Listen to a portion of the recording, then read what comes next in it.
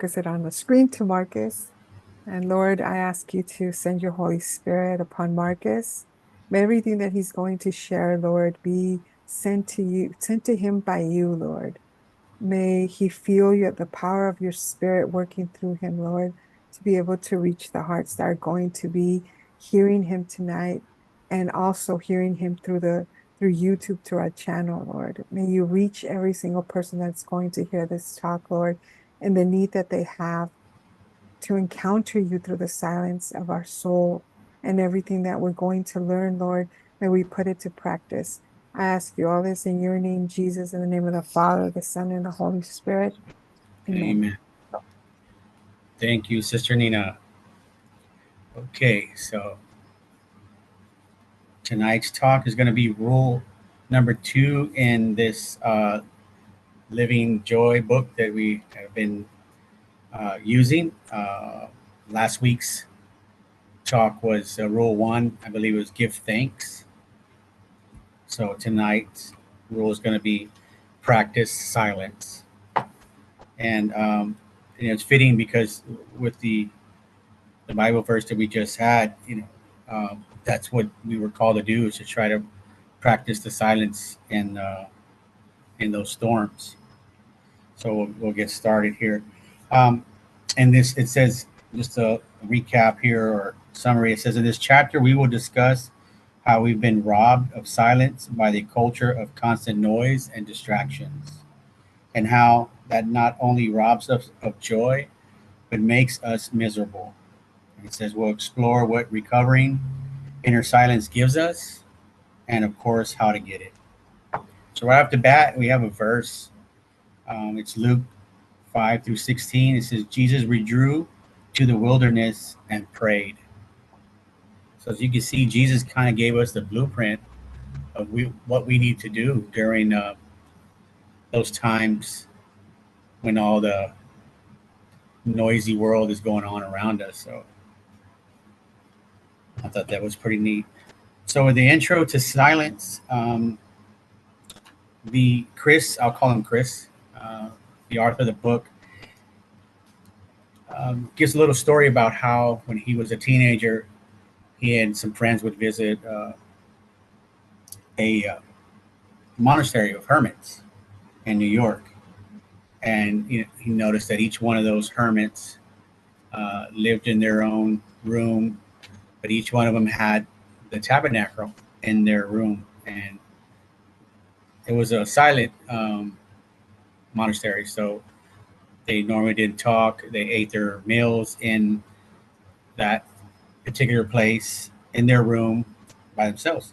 So one day, one of his friends, I guess, got the courage to speak to one of the hermits and ask, you're always in there by yourself. You're eating there by yourself. Are you alone?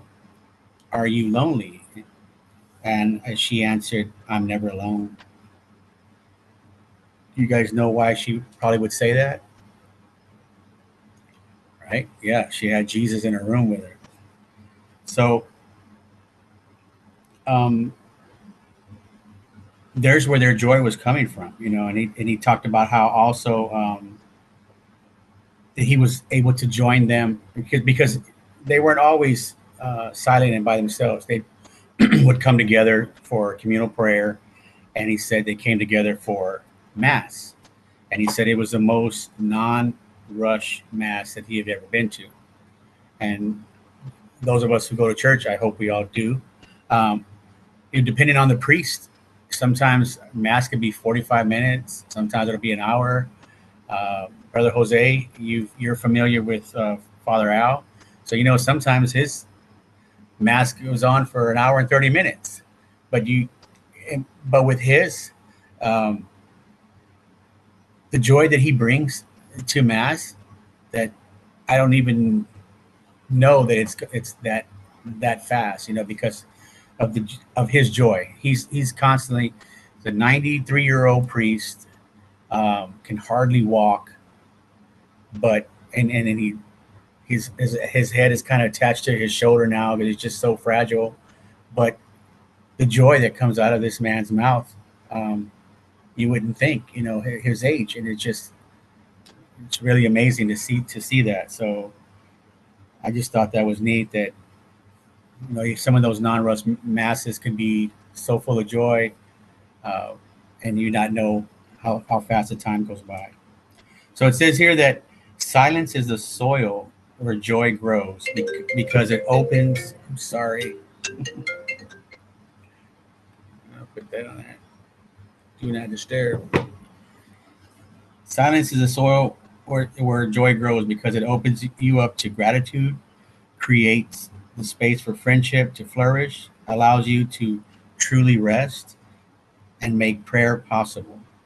So you need silence to live at least half of these rules in this book for a joyful life. So then it says how, the devil's at war against our joy, and he's declared war on our silence. That next chapter is the war on silence. You shall be like gods. So we all know the devil's primary weapon is temptation, right? And the oldest temptation that he has for us is for the desire for us to be God, but without God's help. And sadly, we don't play that role very well. When we try to be like our all knowing or all powerful, we end up being jerks. Um, People have been tempted to claim this attribute for themselves, such as dictators like Hitler or um, the president of North Korea, and you can see that they've always oppressed their people. So when they try to be like God, you could tell they're being like jerks. But also, there's two new other temptations to godlikeness that have become mainstream for the first time in history, and both of them have very, very deadly consequences. So we'll go into those temptations. So temptation one, that you shall be all knowing. It says you're tempted to be all knowing, to be connected to all information, news flows, and people all at once. Doesn't that sound familiar? How we're always on Instagram, how we always need to know what's going on with the people in our neighborhood or the people that we used to go to school with, or what are our buddies, what vacation they're going on. So we always seem to be wanting to know what's going on. It says the devil no longer has to tempt us to either lose ourselves in the past nor lose ourselves in the future. It says nowadays he can tempt us all in one fall swoop. Who knows what clickbait? Familiar with clickbait? So it says clickbait is hard to resist, isn't it? Because you can scroll through there and you'll see a title that says, young kid robs grandma.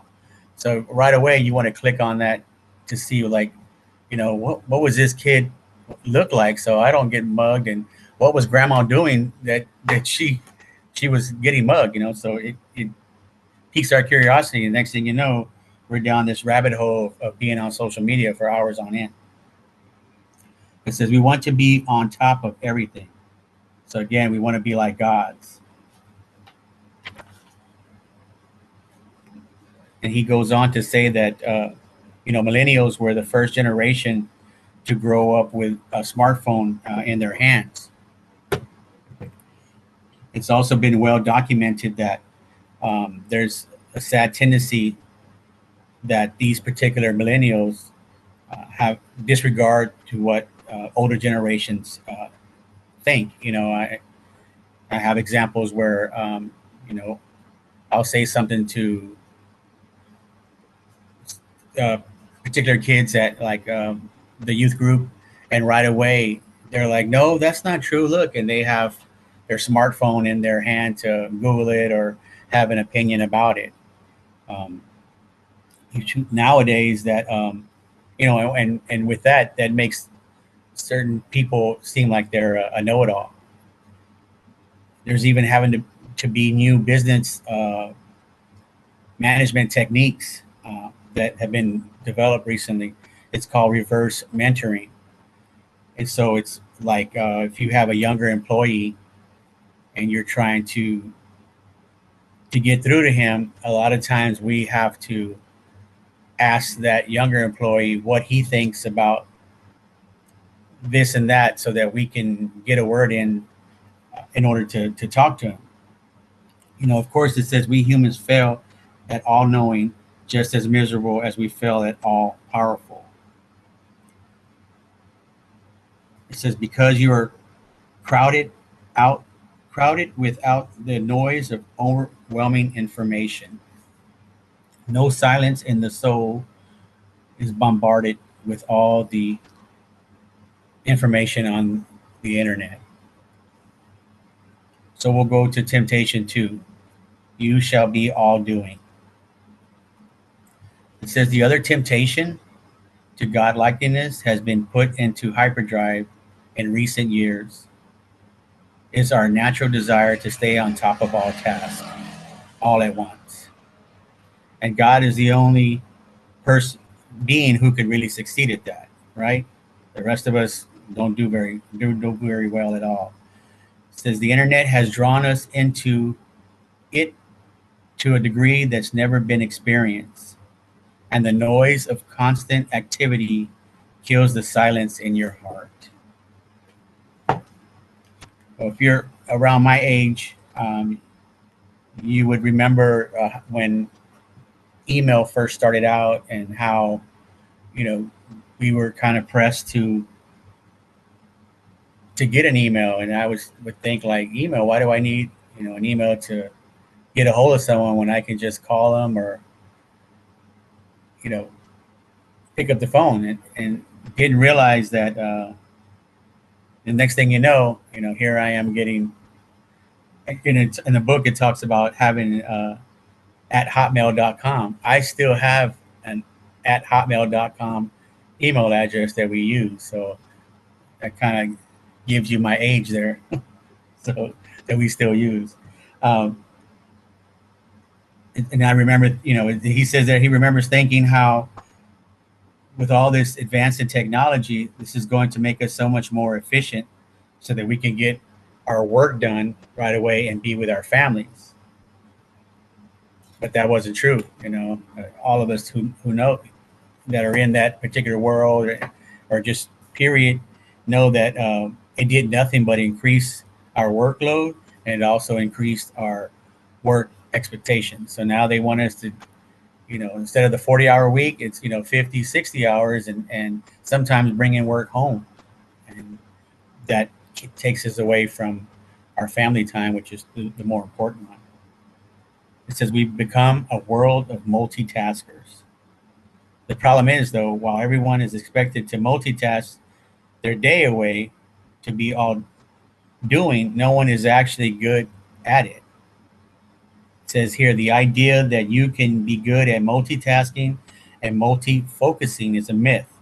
Researchers have shown that most people who think they're great multitaskers are actually more distractible. Because see, in reality, our brains are only given a certain amount of, bandwidth. We can't up it like we do our internet at the house with more gigabytes. It doesn't work that way. And what ends up happening is, you've heard the phrase, a jack of all trades and master of none. There's a few people there that I'm familiar with that, yeah, they may be good at, little things here and there, but they've never really mastered that one thing that they could be good at. It says, and then this is some of the examples of how multitasking gets in the way. It says, are you hyper aware of the news? Meaning, like, do you have to be, what's going on politically, that, either Trump is saying this to her or Kamala is saying this to Trump, but yet you don't know what's really going on with the politics at your house and how your wife's feeling from the hard day at work. I'm very guilty of that, so it's just a reminder here that, what's the most important thing to be on top of. And then the same with that goes with your kids. You know, sometimes we're at the dinner table, and my kids will have their phone with them, and instead of us engaging and would talk, they're on their phone, and then you ask them something, they're like, yeah, I understood you, yeah, I got it, and then the next day, I asked them if that chore got complete. Oh, I don't remember you telling me that. Exactly, because you were on your phone and you weren't paying attention to us as a family. He says there's something researchers are calling attention uh, residue. And this is what happens when we shift from doing one thing to another.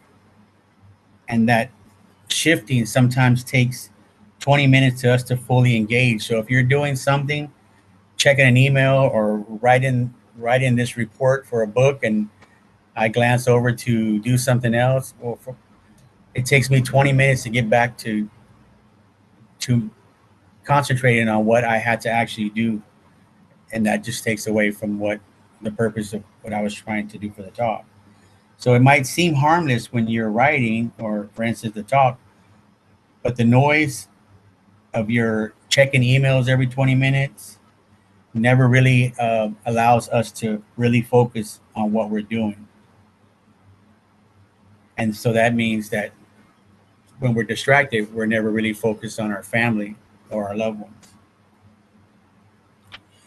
It says in the book that tragically there are families who never really develop their relationship with each other because either mom or dad is checking emails every 30 minutes and their kids are checking social media every 30 seconds. So we'll move on to the damage of noise. Excuse me.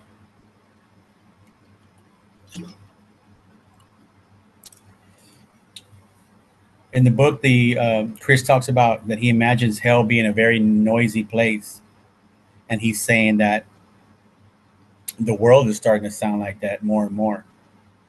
Right? I mean, wherever you go, it's just we're bombarded with all kinds of information, ads. It's just there's even ads sometimes in our emails. It'll pop up there asking if I wanted to buy, this type of medicine, or if I, these glasses. It's just bombarded. It says iGen, or the Gen Z, which is around the my kids' age. They're constantly being bombarded with the noise and multitasking of their day, and it's actually making them miserable. This is one example that he gives, which I was talking to my kids about, is Snapchat. Even though it's not um, as irrelevant as it was a few years back, but Snapchat, what they did is they had um, where you had to send someone a Snapchat every day to get what they call a streak, and that streak kind of judged those kids amongst each other, or who was more important by those streaks. It says, but there was a catch though. If you missed one of those streaks, your importance in Snapchat went all the way back to zero, and that would cause a lot of kids to lose their mind or panic if they weren't going to be able to send someone something or someone their streak. And then so like I was talking to my son, and he said, yeah, that a lot of it. Sometimes girls would fight at school if something happened and their streak was removed. They felt that they were less important, and fights would break out amongst people at school. I myself too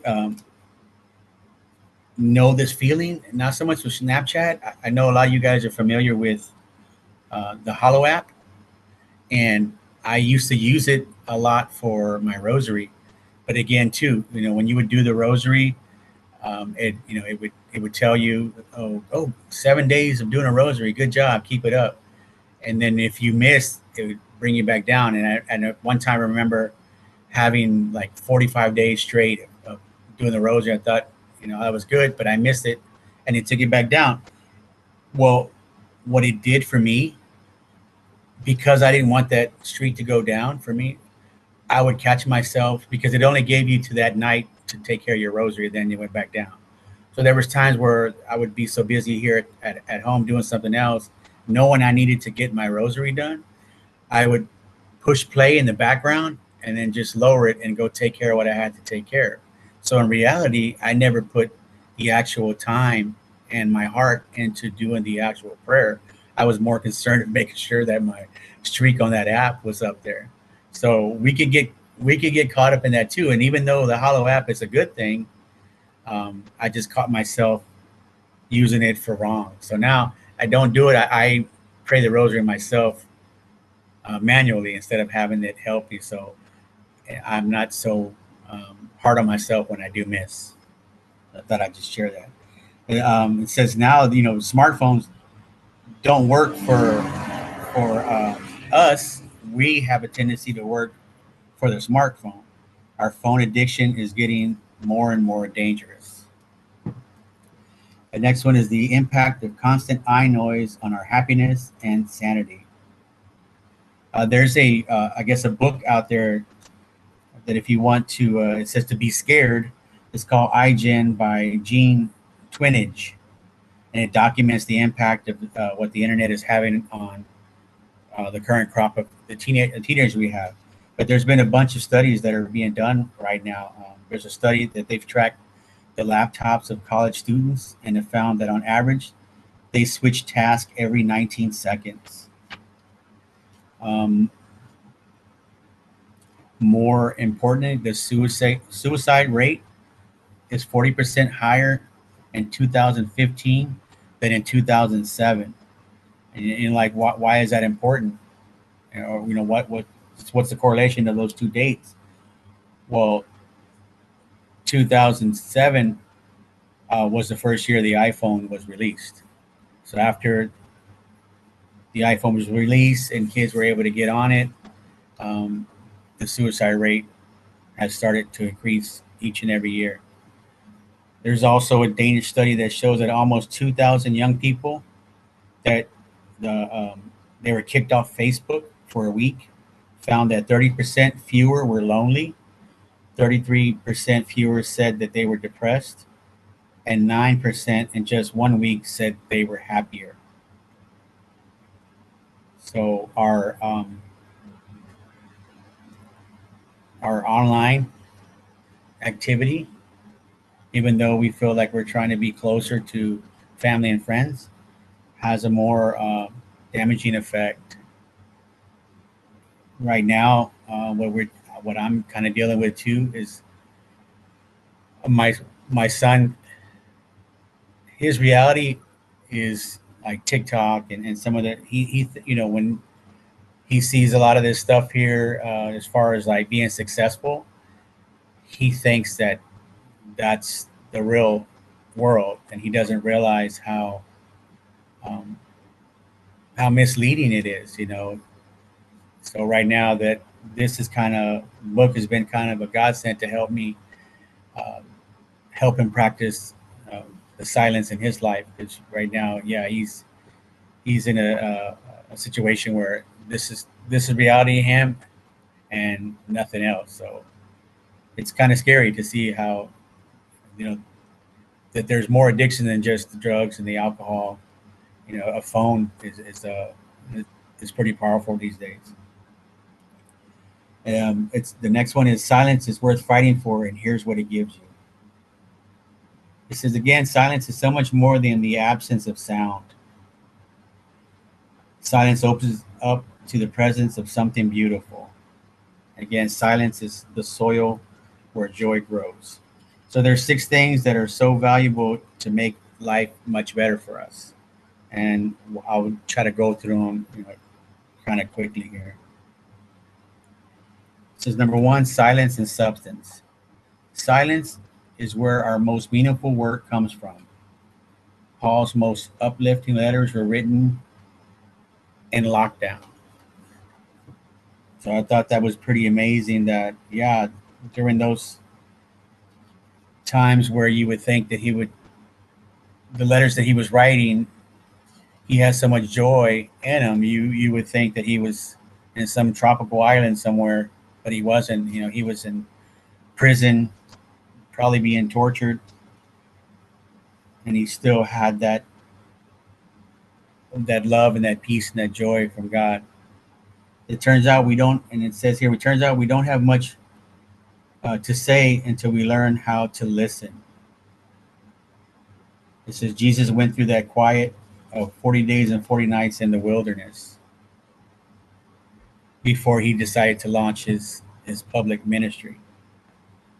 So it was just saying that, you know, in our quiet times, we have more to say. And it talks about how, on Twitter, with all the tons of tweets that are going out, but they really don't have any kind of substance to them. So it's saying that when all those Twitter or tweets that are going out, they're not going to be read by school kids in the year 3024 as the classics, because they were just gibberish.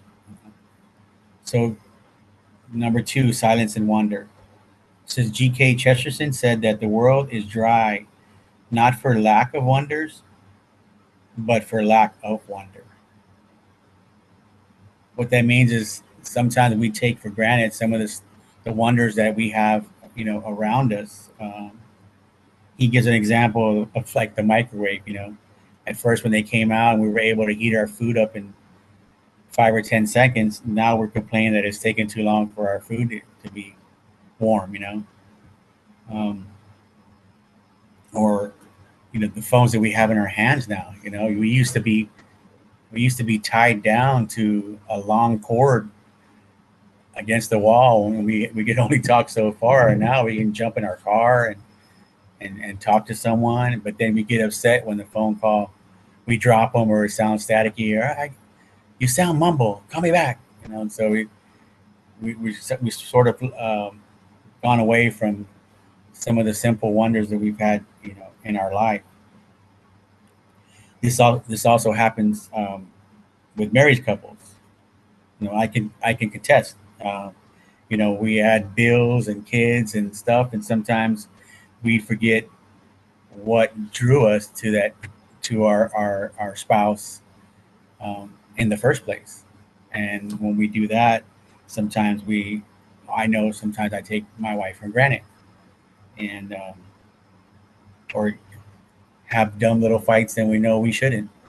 And so when we begin to be silent and realize what we have and not take for granted, we can in turn begin to have that wonder again in our life. Like, oh wow, now I remember why I fell in love with her, and stuff like that. So we're going to rule 2, silence and gratitude. It says silence leads to reverence, and reverence leads to awe. Wonder and awe are led to gratitude, and gratitude leads to joy. So while it's important for us to count our gratefulness out loud, it's better for us on a deeper level that we hear it with our mind and our heart.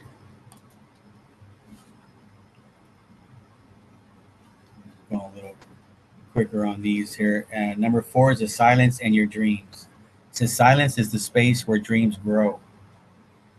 And the Chris in the book talks about how that his marriage was born in silence. And what he means by that is, he said before his freshman year in college, he was going back to school, but he went to church and saw one of his female friends, and went up to her, gave her a hug, and said, "I'll see you next summer," and then went to school. Then he didn't realize that I guess when she was going to the same school, taking her drive across country because the school was on the other side of the United States, that she had that ability to be silent in her road trip and concentrate on, which she didn't know at that time, concentrate on him, that she wanted to have a relationship with him. So he said that he probably wouldn't be married and have all those kids if she had XM radio in her car, or all the distractions that didn't allow her to think about him and their future together, if she was bombarded with all the noise. It says there, he says it. No wonder many people are missing their vocations today because of noise. How many people dreams have never been given permission to grow because of the noise that's going on in their life? The next one is silent and rest. And it says countless studies have pointed the fact that rest is necessary for productivity. So that's really just self-explanatory there. You know, if we get enough rest, our body begins to heal, our mind heals, our batteries are recharged, and we're able to get up the next day and start our workday off. And then the last one is silence and friendship. So silence creates space where you can really be receptive to another person, and it just means, like, you know, I don't know, if I've had friends too that, you know, they want you to listen to them. They're talking and talking and talking and talking, but when it's time for you to tell them about your life, you're like, oh, okay, but, and then they go back to what they're doing. They never give you an opportunity to sit there and talk. So you know what I mean? Like, those aren't really friends.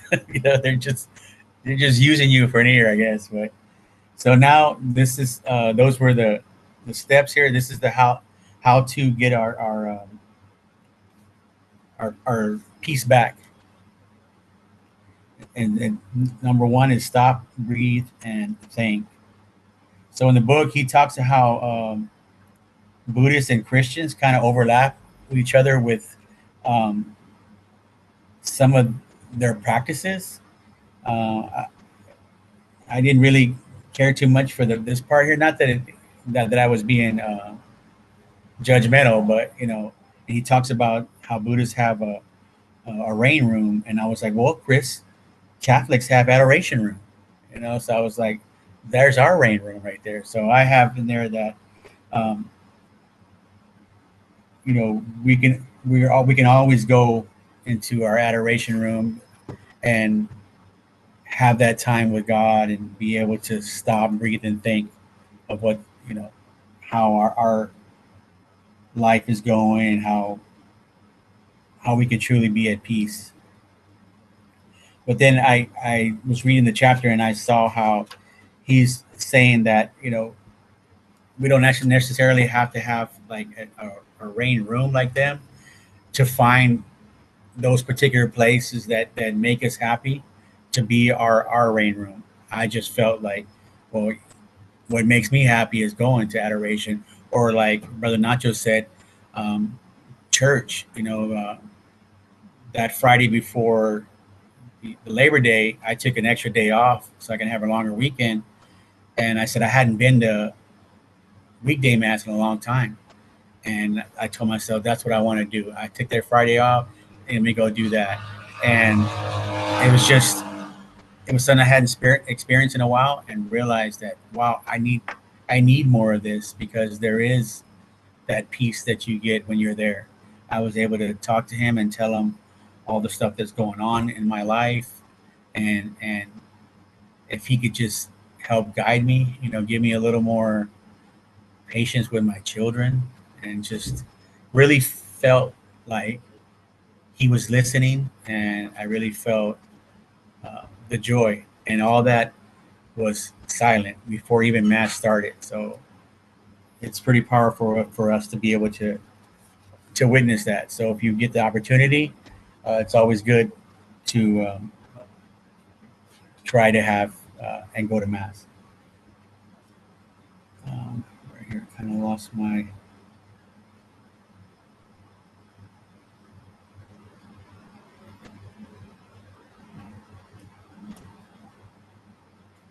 You know, it doesn't, and in, right here, it doesn't matter, you know, how our day is going, or how, what particular situation is going on, because it says St. John Paul II, who led one of the busiest lives, that he would sometimes literally just, even in public appearances, would just close his eyes and pray. That's, he made time for God no matter what or with who or what he was doing. It says literally just 60 seconds can have a radical impact on your spirit. It also has a radical impact on your prayer. And we don't have to say a lot when we're praying. He says, Chris in the book says that one of his favorite prayers that he would do in silence, which is when he breathed, he'd say, Jesus. And when he breathed out, he'd say mercy. So sometimes he would do that for 10 to 15 minutes at a time.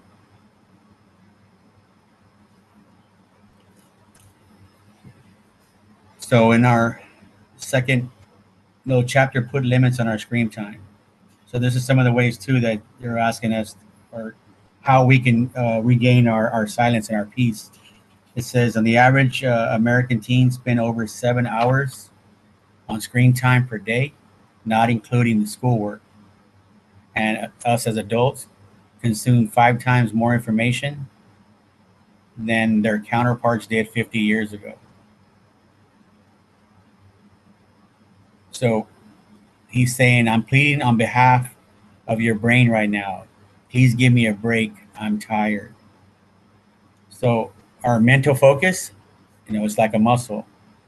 But if we're constantly, using it, bless you, we can literally strain our brain, there, and it'll take us a while for us to recover.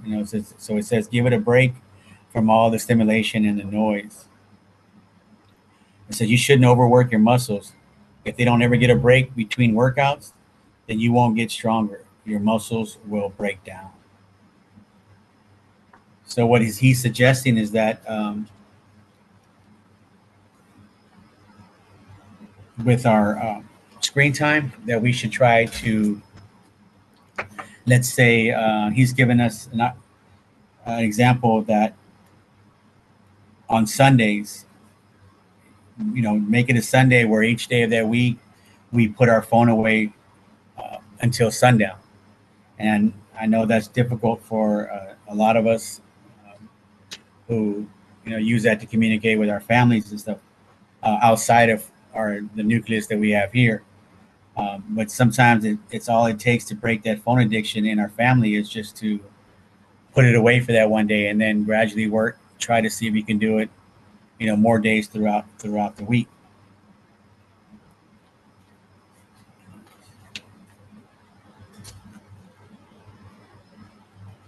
Then he asked us it says, be bored.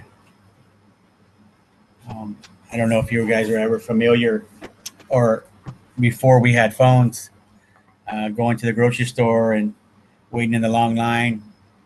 What did we do? I used to pick up the tabloids and read the tabloids, or the wrestling magazines. But it's now they want us to.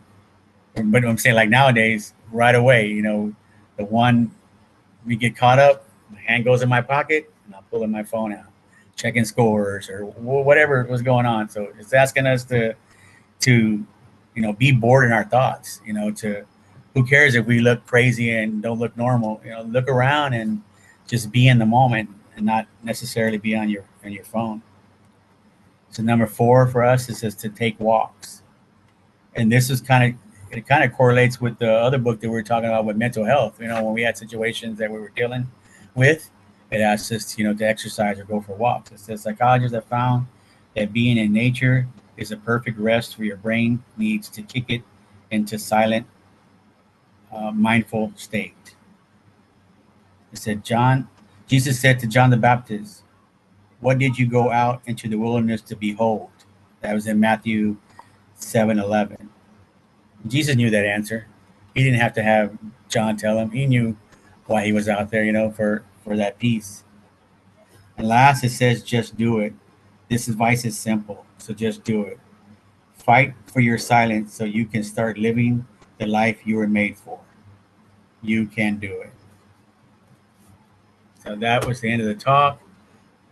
one quick little phrase that you can remember to help you with it is duct tape is silver, but silence is golden. So this way you can remember that. But thank you for allowing me to give the talk. And if anyone else who's been reading the book would like to input something that they had or share something that they got out of the book, you can.